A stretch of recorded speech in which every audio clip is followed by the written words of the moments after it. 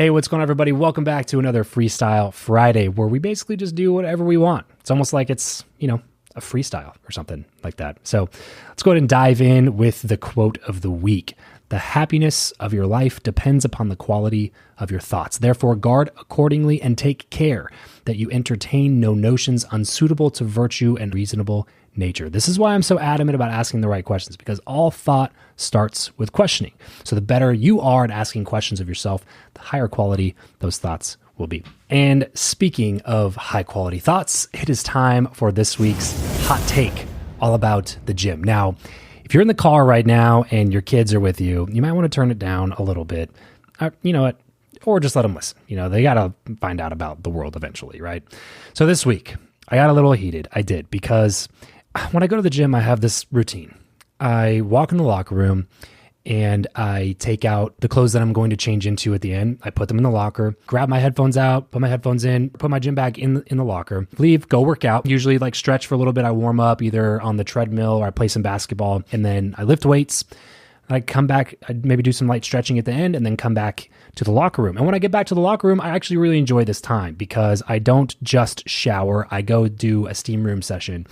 And the steam room is fantastic for so many reasons, actually a lot of different health benefits that come from it. But it also is a really great just mental health practice for me. I like to sit in the steam room. I'm not listening to anything. I'm not doing anything other than being with my thoughts and sweating out everything that's bad in my body, essentially. And really, it's a hack to lose weight too. So there's that.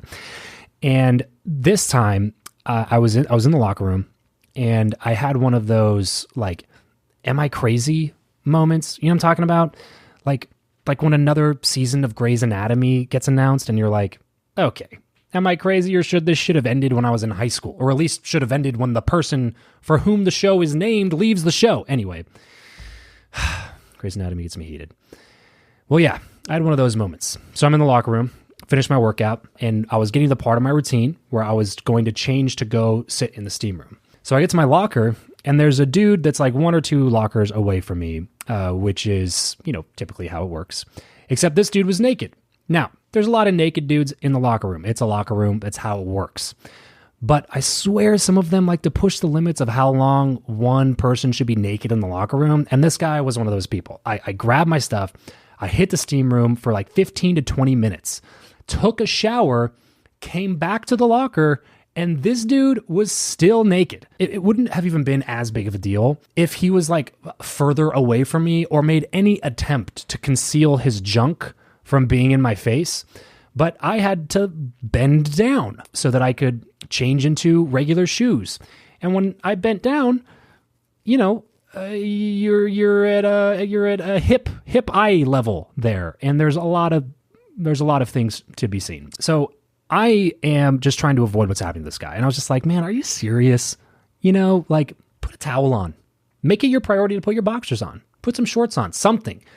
This other guy the other day, he came out of the sauna all sweaty and gross, and he just sits his bare naked ass on the bench right in front of my locker. No towel, no nothing, just a big pile of sweat on the bench. And then he gets up and leaves. He didn't do anything. Bro, what are you doing? Yes, he was 70 years old, but is that really an excuse? You know that you are sweating like a motherfucker. You just came out of the sauna, man. Put at the least, the bare minimum, put down a towel. That's it. That's all you got to do. Put down a towel, sweat on the towel. When you get up, wipe the bench clean and drop the towel in the little towel dropping thing. That's it. That's all you got to do. So then this other guy, it was even worse. This bigger dude. And when I say bigger, I'm not talking about muscle, okay? I'm talking about the guy that goes to the gym and never touches a weight or does anything on the treadmill or anything, and he just goes directly to the steam room and the sauna and the spa and uses the pool and the hot tub and never touches anything in the gym for purposes of getting in shape. This is one of those guys. I have never seen this man do anything except for just be naked in the locker room. And when that dude sat down, it was more of a fall than a sit, and the sound actually startled me. Because it was the sound of his butt cheeks just clapping on the bench when he sat down, because he was soaking wet from sweat and didn't think to put a towel down or anything like that. And I don't know where I'm going with this other than hoping that I'm not the crazy one here. Some of these motherfuckers spend more time naked than I've ever spent naked in my own home, and they're in a public locker room. No joke. I have seen grown-ass men brush their teeth naked. They are standing at the sink. They're shaving, and their whoopee stick is just flopping on the counter. Like, look, man, we don't need your old dusty seed bag leaving pube particles where I brush my teeth. Have some damn respect. This isn't your bathroom. We all share this bathroom, okay? I've seen guys talking on the phone with a shirt on and no pants. How is this how you prioritize your tasks? Like, was it really that critical of a phone call that you had to sit on the bench with no pants, but you still had your shirt on? Like, why leave the shirt on and take the pants off? Why be on the phone in the locker room at all? And if you're going to be on the phone in the locker room, I don't know, just my point of view, maybe throw some pants on. Anyway, I digress. The point is, sometimes just because you can doesn't mean you should. And that's it for this week's hot take. All right, so on a more serious note, because you probably should learn something if you're listening to the show, I wanted to do a breakdown on how Rob Dyrdek has absolutely dominated MTV's programming for the last few years with his show Ridiculousness. It accounts for 60% of MTV's total programming. So I had Rob on the show a little while back, which you can check out the full episode on the Travis Makes Friends podcast. But what we want to do is a breakdown specifically about Ridiculousness itself. So without further ado, here's Rob Dyrdek, and listen to him explain how he was able to make Ridiculousness ridiculously successful. Have you ever found yourself flipping through the channels on your TV looking for something to watch, and then suddenly you come across Ridiculousness? So how has Ridiculousness, a show where Rob Dyrdek and his crew of hilarious co-hosts just crack jokes and watch people wipe out on skateboards, become a hit show that's been dominating MTV for 32 seasons and over 1,000 episodes? Welcome back to Ridiculousness. You know who the it is. Well, I interviewed Rob Dyrdek, the host and creator of Ridiculousness, to unpack why the show is so successful. And now you own, 40, 50, 60% of all of MTV with Ridiculousness or something like that is what I heard. Yeah, I mean, look, it's 60% of all their programming. And it's like, again, there's a lot of miraculous things that sort of happened over time that led to that, right? Miraculous about sums it up. The show's success can be attributed to several factors that converge to position it as a hit. Here's why, in a simple idea, is through the course of the show, linear cable flattened because streaming exploded. Then sort of what happened to network television and cable television, it's almost like there was sort of the value proposition of the content that the audience loves the most from that network, like basically stuck. It's competitions shows and crime shows on network. It's sort of a hero show on all the cable channels. And then you binge watch all your streaming is what it is. And then what happened in that is then Ridiculousness actually became this entirely new way to watch television when you didn't feel like streaming. You didn't feel like waiting for a competition show on network. You could just you could land in the show at any moment and watch it for 45 minutes, 2 hours, leave the room, come back. It served this entirely new purpose in television and in content, if you will, that laid to support the viewing habits of all of the other sort of major distribution channels of content between YouTube, network television, regular cable, and streaming. And that's luck. Yeah. I tell you what, that's luck. Now, Ridiculousness obviously wasn't the first clip show, but a clip show had never been done with the same style. When I designed it and developed it, I read an article with Vinny DeBona about him having a $500 million syndication business with America's Funniest Home Videos. And I thought to myself, man, I can make the faster, cooler version of that. Yeah, that show's so slow and it's filled with all this fat. Like if I just strip it down and make it fast, that's like a modern way to do it, how I would want to watch it. Because that was even really before YouTube had really really got cooking at scale too. But again, you're the right vision, like, and created something and then made it work. But then you got lucky along the way, and market factors that are you could have never even seen coming, that took the idea itself to a level you could have never fathomed. Since 2011, Ridiculousness has become far bigger than anyone, even Rob Dyrdek himself, could have expected, cementing itself in pop culture history. Even as recent as a few weeks ago, SNL did an entire sketch on a parody devoted to making fun of ridiculousness. You're watching MTV. At 9, it's 3 straight days of ridiculousness. But first, an all-new Ridiculousness. What is up? What is up? Welcome to Ridiculousness. I'm Rob Dyrdek, and you wouldn't know it from my clothes, but I'm almost 50, y'all. Joining me, as always, Stilo Brim and Chanel West Coast. What up, Rob? I'm already laughing. And today's special guest, you know her from TikTok, is Lily Two Times. Yo, what up, what up? Yo, congrats on all your success and for looking fine as hell. And another piece of the show's success is because it's accessible to a massive audience. Or like even my dad is sitting there at like his hotel room in some random place, you know, before he goes into a business meeting, watching Ridiculousness on MTV, which is a channel that he would normally never tune into. You know what I mean? It speaks to that. It, like you said, you can turn it on whenever, watch it whenever. Anybody can watch it and get it and think it's funny. Yeah, and it's like 6 to 60, man. It really is like there's no demo for it. It always rates, and you know, since I built the production company, owned the production company, I was able to then even negotiate more off of the changing landscape of the advertising dollars in linear cable. So since, again, I'm approaching how, like, from a talent and creative perspective and a business perspective, so even the partnership that I have with the network was on a much more sophisticated, how do we both make this win at a really high level? And then again, we got the show into a unit economic place that was great for them. Then they ordered way more. Then they started airing way more. They aired way more. More people started to watch it. And it took on this even bigger evolution beyond that. You know, positioned myself for all of this stuff, was smart enough to create all of this and be multidimensional and highly dynamic within the opportunities, as I always have been.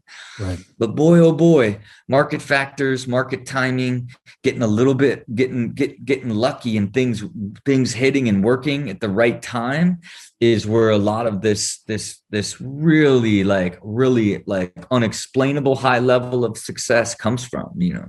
Yeah, it's a seemingly a direct product of your growth mindset that you had since the time you were a little kid, is get into something new. Maybe I don't understand how it works right now, but give me some time and I'll figure it out, instead of just being another person that signed a contract as talent and getting your paycheck and then doing whatever else you wanted to do. There was like, well, how does this work? How come this show gets paid that much for that spot?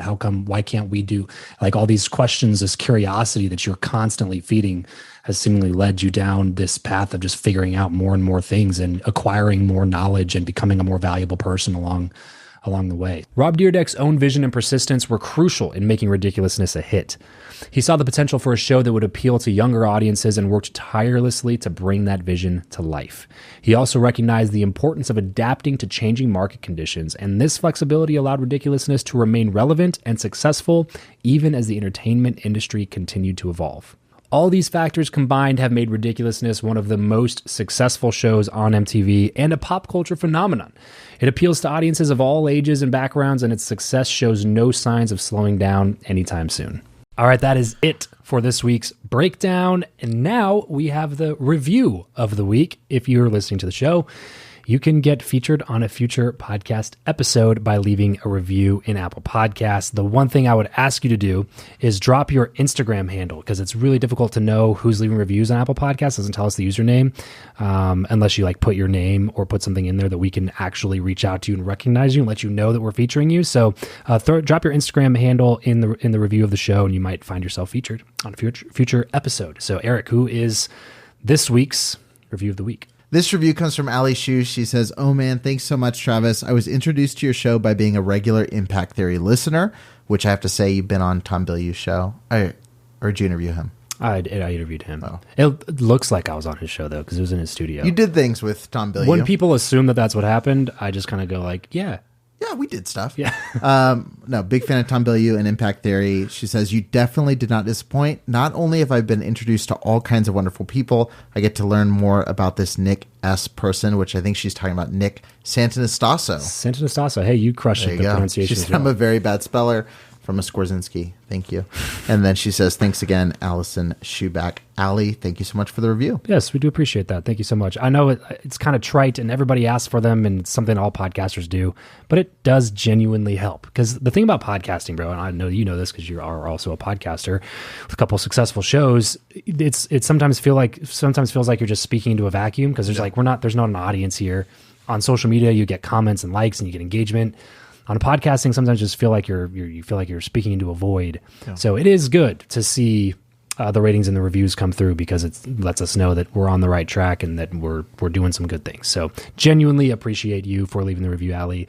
And we're going to finish off today's Freestyle Friday episode with some Q&A from all of you. If you want one of your questions featured in a future episode, just follow me over on Instagram at Travis Chappell. And every once in a while, I'll just drop one of those Ask a Question posts in there. And we will be answering those questions here and then tagging the people whose question we are answering on future episodes. So make sure you follow me over on Instagram and look for those Ask a Question posts that I do on my Instagram stories. So Eric, what's the first question for this week? This one is from David John Photography, and he says, "What are your top 3 dream guests to interview?" Thank you for the question, David. That's tough. Shaq was always on that list. Very, very grateful to have done that one. But I would love to have him again in person. So I almost want to put him back on the list, but I won't, just for the sake of having a variety of my answers. I'm going to put Gary Vee at the top of this list, and I'll tell you why. Because Gary was one of the first podcasts I ever listened to. One of the first personal development books I ever read was Ask Gary Vee, it was one of the first business books I ever read was Jab, Jab, Jab, Right Hook. Which is what turned me on to the entire world of like online social media marketing that I had no idea existed prior to that book. So I read that book as an introduction into that world and started following Gary from the beginning. And he was one of the reasons I started my podcast. And I have reached out to him through the years, several different times, several different ways. And of all of the guests that I brought on my show, he has been the most elusive for me, ironically, because he's done a lot of podcasts and I've interviewed a lot of really great people. It's just weird to me that I've had Shaq on the show and not Gary. So I'm going to leave Gary Vee in my top 3 because I still want to have a conversation with you, Gary. One of these days we will make it happen. Also on that list, The Rock. I know, again, that's like super typical and kind of trite and played out. You know who's interviewed The Rock like 10 times? It's been 10 times. Chris Van Vliet. He's interviewed The Rock 10 times. Chris, if you're hiring a producer, let me know. I would like to interview The Rock. I think that he's just a fascinating individual. He's done so many things that would be a great conversation. And then lastly, I got to say Joe Rogan, because he's the godfather of podcasting and I'm a podcaster. And I would love to have a conversation with him because he can talk about just about anything for an extended period of time. Funny guy, really engaging. And I think he'd be awesome to have another conversation with. So, David, don't do this again, but you asked more than one question. So I'm going to ask one more of these. It says, to be clear, you're allowed to do it. No, ask like a ton. That's fine. Yeah, because some of them might not get picked. Some questions are better than other ones. Is not going to get picked. Yeah, we're going to skip that one. Do a different one. This one's an interesting one, and I don't think you have an answer right now. What's your favorite soundbite from all of the podcasts you've ever done to date? That is a good question. The favorite soundbite. And I know that you're going to make me look for it. Yeah. After this. Yeah. Why don't you add that to your projects? No, I would say just top of mind, the first thing that came to my mind, because we used it for so many things in our marketing, was when Grant Cardone said, you do a great interview, by the way. I need to send some of my buddies over to you. Right. Yeah, this is a great question. By the way, you do a great interview, dude. Thank you. I need to send a bunch of my buddies over to you. But he was like in the middle of our conversation that we had, that we actually just reposted on YouTube ourselves, because Grant had it posted, and he still does, on his channel right after the interview took place, because he thought it was a good interview. And it has like, I don't know, 30, 40,000 views on his channel. And so we finally just posted it on our channel now that we're posting a lot more on YouTube. But yeah, that one soundbite stands out a lot because we clipped that and we used it for a bunch of stuff. We used it as a testimonial on our site, endorsements and stuff. So that's the first one that comes to my mind when you ask that question. Worthy for 30 says, how do you create an amazing in-person event that ladders back up to your platform? Ooh.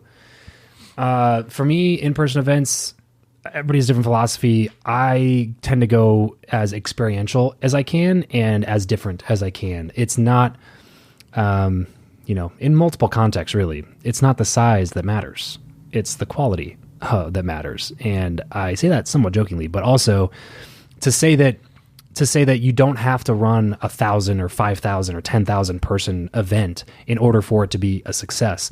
And in a lot of ways, I actually prefer the smaller events if the host does a good job of making sure that they curate the room a little bit more effectively. So my last live event, first and last live event that we did, and we just haven't gotten back into that world because COVID shut it down, and then we got into software and marketing agency and stuff, and we stopped doing those events. But the last time that we did one, we just put 100 people in a room. It's like, it's not that many, and we didn't have to spend any money on advertising. It all came through kind of organic and warm audiences from the podcast and from different people that I had known. So what we decided to do was go super experiential with it. So instead of doing something that everybody else does, like renting out a hotel ballroom for $5,000 for a couple of days and having like crappy, dry chicken that's being served because you have to meet your food and beverage minimum at the hotel and stuff, we decided to do it differently. So we did 3-day event. General admission tickets were $99. VIP tickets were $1,000. And I wanted to make sure that my VIP ticket holders had an actual difference, because I hated going to events where I would fork out the extra cash for a VIP ticket, and literally all they would do is give you a badge that says VIP instead of general admission, and then let you like sit earlier. And it was just like, I'm paying an extra, 70% for this. This doesn't make sense. So what we did is my VIPs got a full extra day at the beginning. So it was a 3-day event. On Friday, it was VIPs only. So we had like a 30 people maxed out, 30 person, $1,000 a piece. First day it was at a barbecue joint on the Vegas Strip by the Link Promenade. And so we rented out their whole upstairs. We brought people in there. We had we had barbecue for lunch, and then we had a nice little dinner event on their balcony overlooking the Link Promenade. I thought it went really well, and it was different. It was unique, and we were starting the day with just the VIP. So what was really cool is on day 2 we had general admission join us, for the I guess general assembly or whatever you would call it. With all 100 people in the room, but the 30 VIPs already had built relationships and were hanging out and talking, and they already had a lot of synergy that was happening. And so it really gave this idea for, I think, general admission folks to come in and be like, oh man, next year I really need to do that VIP thing. So I think we did that pretty well. And then our event, instead of going to a hotel ballroom, we rented out Topgolf for 2 full days. And so they have a meeting space in Topgolf, and if they removed the partitions in the rooms, it could seat 100 people at round tables. And I wanted round tables specifically because we had a lot of time for additional like networking conversations, hot seats where the tables would meet each other. We had people stand up, walk around the room, switch tables so they can have conversations with different people. At the very beginning of the event, we set the scene by having a trash can, like a mini trash can, in the middle of each of the tables. And I had everybody pull out their business cards because I knew everybody brought business cards to the event. And I said, everybody take out your business cards you brought with you. Take your business card out, take your business card out. Everybody's holding their business cards in the air. And I said, okay, see the trash can in front of you? Throw your business card in the trash and stop worrying about business cards and start focusing on building quality relationships. And I think like just different things like that they're different. Every event looks the same. And so I always want to do different things. So I think we threw a pretty like high level event for people who had never thrown an event before on a low budget. Like I think we spent, we spent more than most people doing hotel ballroom events for 5, 6, 7 grand. We spent like 40 grand on the event. But because it was different, it was a little bit higher level, we made back all of the money that we spent putting on the event in ticket sales and sponsorships. I brought in a high level lineup of speakers, but the way I was able to do that was I didn't have to pay any speaking fees. It was just because the friends that I had made by doing my podcast were willing to come out and spend some time with me and the other speakers that I had coming out. So I spent $0 on speaking fees and brought in some big names that demand pretty high speaking fees. It was like a 6-figure lineup of speakers if you're just going to pay everybody speaking fees. So I didn't have to pay all of that, but I got great speakers. And then we spent 40 grand, made it all back in sponsorships and stuff. And then we sold from stage and did a couple $100,000 over the weekend, basically promising future events, because we sold a mastermind that was based on like travel retreats and mastermind events that were international, which was also differentiated because, again, we're not doing the hotel ballroom experience thing. So there's a lot of ways to throw a high quality event.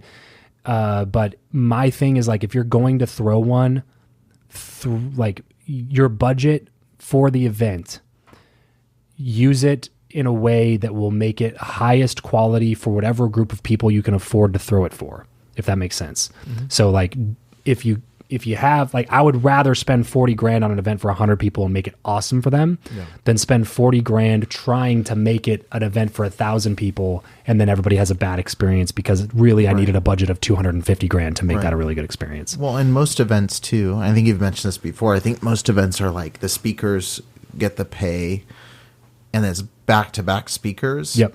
And then you're sitting there going, okay, I'm listening to essentially a live podcast recording. Yeah, I can get this content on YouTube except tomorrow. where I had to travel and shower and wait for lunch at the time they tell me. You know what I mean?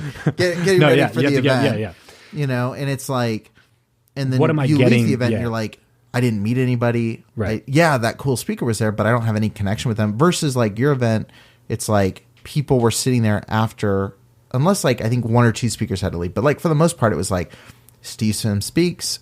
Here's 10 people gathered around him talking to him. Yeah. Then eventually it's one-on-one talking with him in a corner, or, you know, John Gafford or Bradley or whoever the people were.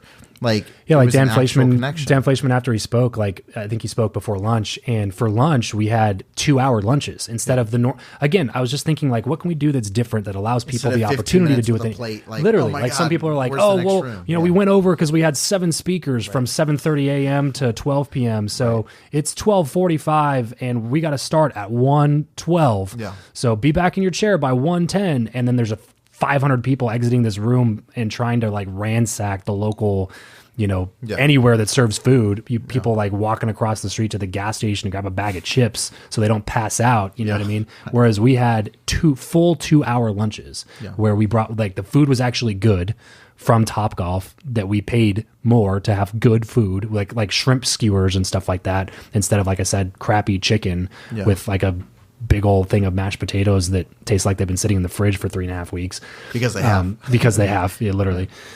So we got real food that was actually good, and then we rented out all of the golf bays in front of the event space for the entire 2 hours. Yeah. So everybody's like chilling, hanging out, playing golf. There's a bar right here. There's people getting a couple of drinks, coming back, sitting down. They're playing golf. They're eating good food. They're having a conversation. Dan Fleischman, who just spoke, is like chilling with everybody. He invited out a couple friends that were in Vegas that were like big name influencers that were like, everybody was hanging out, getting to know each other, building real relationships, having experiences. And that to me was like, that's why I like to do events, is to provide that type of an atmosphere rather than the like, hey, we're going to sit you in a conference room or in a ballroom for 12 straight hours. And we're going to start it tomorrow. Like, I know it's 9:45 p.m. and you haven't eaten anything all day, but we're starting tomorrow at 7:00 sharp. So make sure you know, it's just like, we started. If you paid extra, you get to come in earlier than that. Yeah, right. So. We started at like 9 a.m., 10 a.m. or something like that on 1 or 2 of the days, because like we wanted people to go out, enjoy Vegas, get to like. I like events because they have in-person connection, like you were saying. Like, I don't go just to consume content. If I get 1 to 3 things from an event that I can implement when I'm back, I'm good. Yeah. The rest of the time, for the most part, is spent building deep relationships with high quality people. That's the reason I go to events. So when I'm hosting events, I like to make events that actively build the community. So the question was how do you make an event that helps support your platform? I assume platform, you mean YouTube channel audio or podcast audience some way. So that's the best way that I know how to do it, because you provide such an epic experience that people can't help but share the stuff with people. Exactly. I gotta say, hosting an event at Topgolf took a lot of balls. How long have you been sitting on that, waiting to say it? I've been sitting on it for this whole time. Joseph Auberry says, how hard was it to adjust to the real world after leaving a heavy Baptist surrounding? Oh, so I actually know this guy, Joseph Aubrey. Yeah. Joey. So does he already know? Well, he doesn't know the answer to the question, but he is actually the little brother of somebody that I graduated high school with. Oh. So I've known Joey since he was a little kid, because I've known his older brother since we were little kids. Say the question one more time, though. How did you adjust, or how hard was it to adjust to the real world after leaving a heavy Baptist surrounding? I mean, it's almost impossible to answer that question. Everything was different. No. It's when it presumes that you've already adjusted all the way. Yeah, right. Yeah, exactly, which is probably not true. I probably overcorrected in some ways. I'm probably finding ways to now like readjust to being more normal rather than like for instance, when I left and I started being okay with cussing, because I'd never cussed like my whole life. I said probably 2 cuss words from the time that I was 3 till the time that I was 22. It's fucking insane. But and I'm not even saying it's good or bad or encouraging people to cuss if you don't, like, it's irrelevant to me. I'm not preaching one way or the other. But when I started like being more comfortable with like letting an F-bomb fly out or something, I had no idea how to cuss. Yeah. So I would just say them in random, like sometimes inappropriate use cases, sometimes just like saying it just didn't make any sense, or I was using a form of it that didn't make any sense. So if you use that and apply it across a bunch of different scenarios, like how to behave in social settings, how to drink but not drink too much, how to talk to members of the opposite gender without feeling like, because we're taught growing up, every date's a possible mate. So like, don't talk to anybody that's not the person it's just like learning every aspect of that. There was probably a lot of like going overboard the other way, doing it incorrectly, and just feeling it out. But I think the answer for me was just, I did, especially with the podcast and everything, I did so much activity in such a short period of time that it was like drinking from a water hose learning. Right. And I think that was, almost necessary to like learn how to adjust and communicate effectively with people who had no idea the way that I grew up. Right. What does spirituality look like for you now? Is that an actual question? No, I'm just adding to it. Because I'm saying that's part of adjusting that I think about all the time is like, because there's, there is so much of a, like, oh, there's purpose to this. There's meaning to this. There's, and sometimes that's like a struggle for me of like, how do you, like, there's moments you feel like, I feel like praying, but it's like, it's, my signal, is not great. Like, so like, what does that look, or does it look like anything for you now? Like, what is that? What's replaced that? For me, it's more of a purposeful reconnection to the things that I know for sure exist, and the things that God. Like the Lord. Like Jesus. Like me and my family. Right. And nature. Yeah. I was watching through this series recently, The Last Kingdom. It's like a set in Viking time, mm-hmm. And basically like the main character in the show, if you haven't seen it, is he's born as a Saxon, and then the Vikings, the Danes, basically kill everybody he knows, raid them, take him, and they raise him as a Dane. Mm-hmm. And so he's always, in the whole series, is caught between these two versions of religion. It's like the Christians of, the Saxon world, mm-hmm. and then the Danish gods like Thor and Odin and stuff. Yeah. And there was one scene that I remember where like the king was saying something about how he just won't adopt God, and he won't listen to God or whatever. And he replied with something about, I'm out. Oh, he was asking why he didn't go to church. He's like, you won't go to church, just go to church. Like, you killed everyone, bro. Normal response. Problem number one, yeah. But his response was something about how much time he spends among the trees and the grass and the sky. And he's like, I don't believe in your God, but if you really believe in your God, wouldn't it make more sense to connect with him here than in like a stone walled church? Yeah. And it was like, that's kind of more not to, say my spiritual philosophy is based on a, TV show that I watched last week, but it was like a good answer to me to the question, because I do think that I engage in spirituality, like spiritual modalities, better by doing stuff like that, like meditation, spending time outside in nature, breath work, reconnecting with me, who I am, the people that I love the most, like feeling those feelings of love, of kindness, of the things that I would imagine a higher power or energy to have that would unite us all. So that's kind of more for me, doing yoga, things like that, just things that allow me to like reconnect with being present, almost like a little bit more toward Buddhism, kind of, but not fully. Yeah. But that's kind of more how I think about it now. Yeah. Yeah. I'm a big advocate for going outside. I'm not joking. Is this, this looks like a bit. There's something no, that you really wanted to say. No, I was going to say, like, truly, like, going outside and, like, reconnecting, like, it sounds, like, super woo-woo, but, like...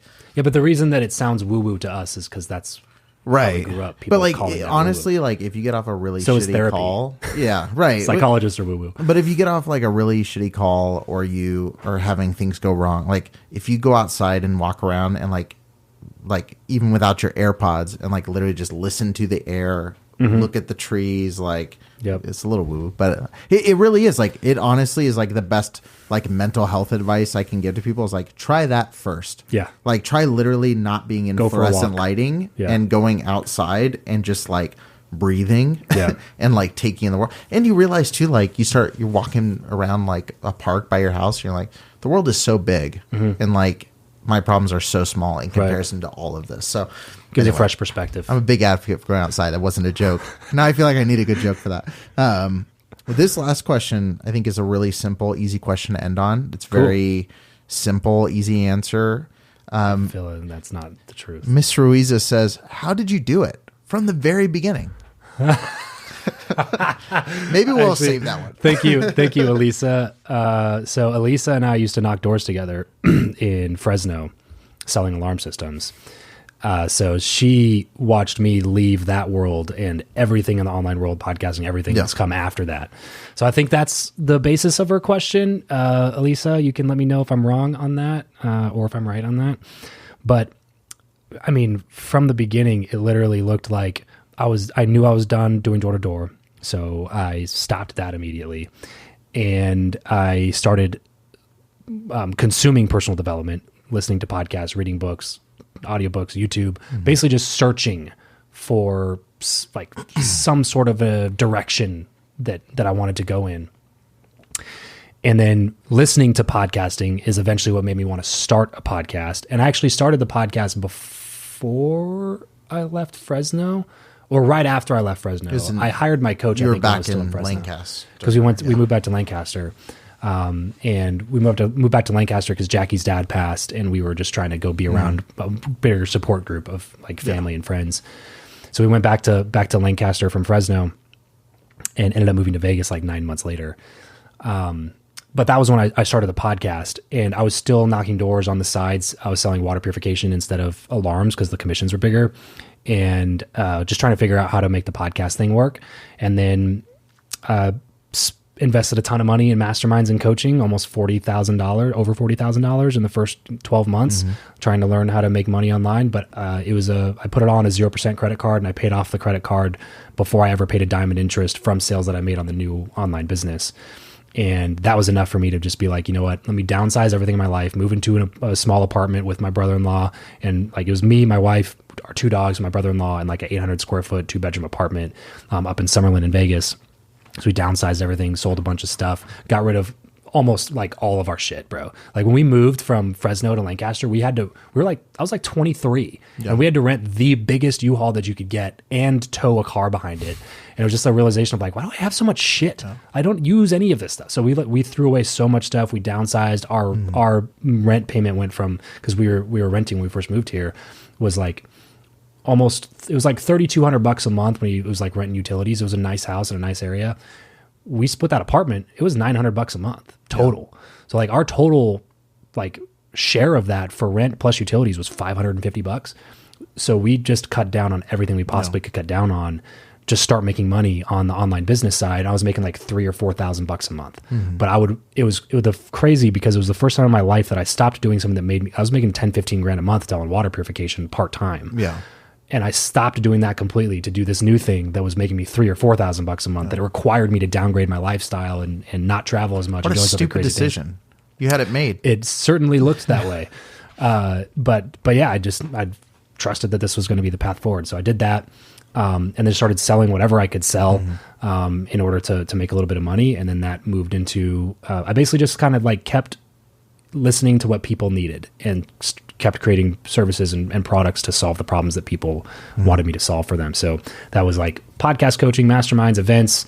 COVID hit, masterminds, events shut down. Now we're doing coaching, coursework, starting development on Guestio, raised money, started a marketing agency, and then rebranded the podcast. Podcast makes money now. We have a production company now. We have Guestio booking agency now. We have Guestio the software. And then we have Travis Makes Friends podcast and YouTube channels plus our social.